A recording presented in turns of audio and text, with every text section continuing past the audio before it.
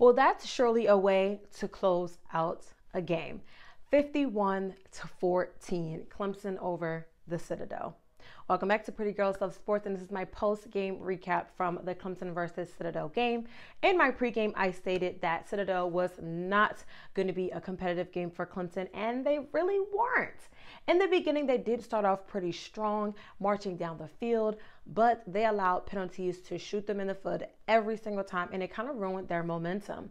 And then between mid-game, the coach kind of switched up the scheme after the interception that Jonathan Bennett had, and then that kind of just changed the pace of the game for the Citadel. But for Clemson, they were able to really capitalize off that change of pace and change of momentum, which ultimately really turned the game around. Clemson's offense was on fire for sure. They came and handled business. Jay Haynes had 5 carries for 118 yards and 2 touchdowns.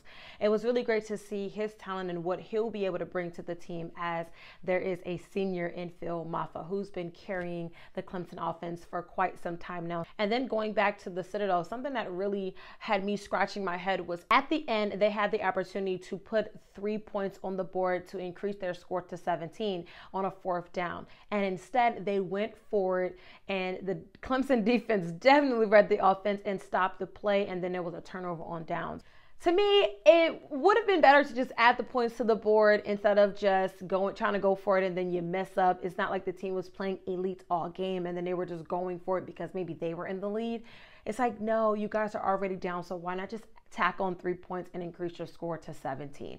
But that's not what happened. Clemson did play some backup players in there and really got them to get those reps, especially because they probably won't get to see that next week. And if they do play, it'll be because Clemson was a little banged up coming into this game, as I did mention in my pregame as well. So it really was about fine-tuning and making sure that they were ready for next week. And to me, everybody that played and everybody that had something to do with this game today really showed that they are ready for next week. And it is going to be a tough game. Something special might actually happen in that game. I know I said it wasn't going to happen in this game, and I was correct, but something magical could happen next week. We just have to wait and see. But going back to this game, I do want to touch on 2 other players. So defensive tackle senior, he is a senior defensive tackle, and Peyton Page received his first career interception and touchdown today, the pick 6 for 57 yards. And in post game, everybody was asking him how he felt about it and what was he thinking, because he caught the ball and then he had to go 50 plus yards. And he said he was super excited about it, but he also just made sure, like, don't fumble, and just keep going. He admitted that he was tired, and he said he didn't really have time to celebrate, but he did celebrate in the locker room. It was very, very special. Even head coach Dabo Sweeney touched on that in his post game. It was like, that's amazing for what he's done and just the person that he's become, the leader that he's become from when he started as a freshman to where he is now. He really commended him for turning his life around and becoming such a leader on the team and being so coachable and just seeing his overall progression. And he can't wait to see him after he leaves Clemson and what he'll do in the league. Another one that was really high up in regards for a head coach was Cade Klubnik. He was 12 for 16 for 198 yards, 3 touchdowns. He is now the 4th quarterback in Clemson history to have 50 passing touchdowns, and head coach was like, he's up there in some good company with Trevor Lawrence, Taj Boyd, and Deshaun Watson. So we just can't wait to see what he does when he takes his time and goes into the league as well, because we know that he is going to be there. He's making his way there.